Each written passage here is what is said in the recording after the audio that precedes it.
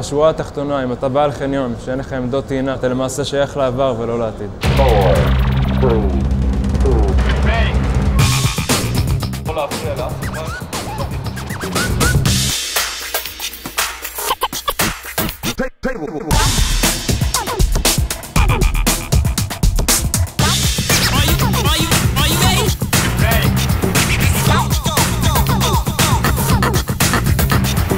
התכנון ההנדסי מתבצע על פי כל החוקים, התקנות, הנהלים הנדרשים במדינת ישראל.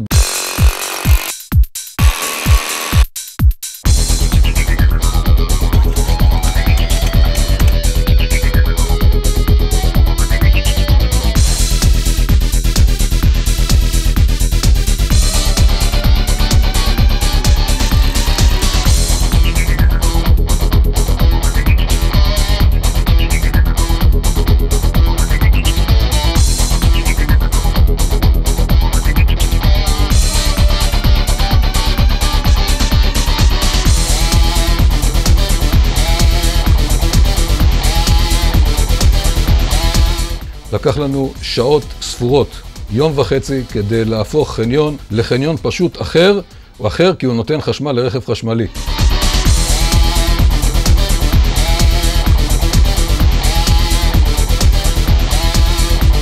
המטרה שזה יהיה כמה שיותר פשוט. אתה נכנס, אתה חונה, שום דבר לא השתנה עד פה. אתה מגיע לעמדת טעינה, אתה מחבר אותה לרכב, דבר שלוקח מספר שניות ואתה ממשיך הלאה. כל השאר אנחנו דואגים.